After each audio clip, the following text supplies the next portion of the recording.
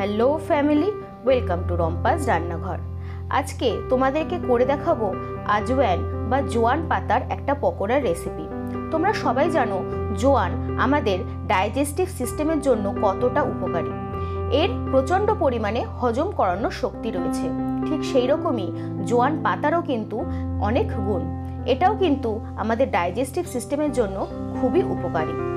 আমি প্রথমে ডাল থেকে পাতাগুলোকে ভালো করে ছাড়িয়ে নিয়েছি আর দেখে নিয়েছি যে পাতায় কোনো আছে কিনা। এরপর এটাকে ভালো করে ধুয়ে নেব।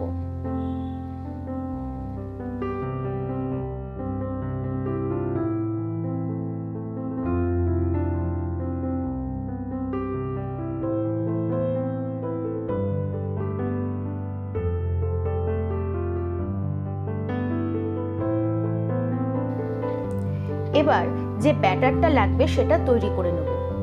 তার জন্য প্রথমে নিয়ে নিয়েছি 1 চামচ বেসন, তার সাথে দেব 1 চামচ চালের গুঁড়ো।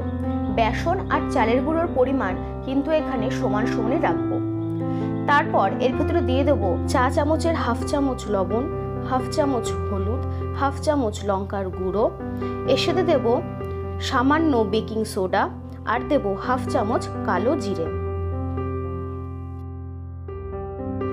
দিয়ে প্রত্যেকটা জিনিস অল্প অল্প করে জল দেব আর এটাকে ভালো করে মেশাতে থাকবো।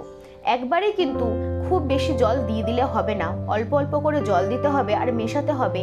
একবারে যদি বেশি জল দিয়ে দাও তাহলে কিন্তু ব্যাটারটা পাতলা হয়ে যাওয়ার সম্ভাবনা থাকবে। সেই জন্য অল্প করে জল দিতে হবে আর এটাকে মেশাতে হবে।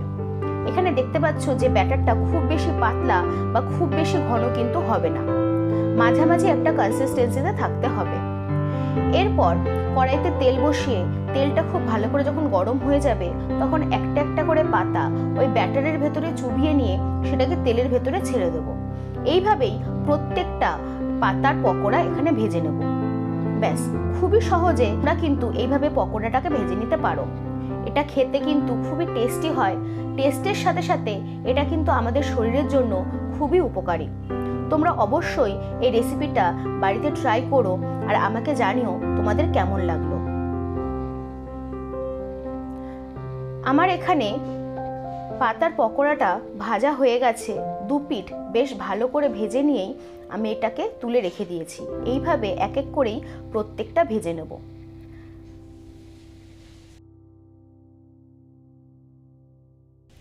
আজকের জন্য ধন্যবাদ।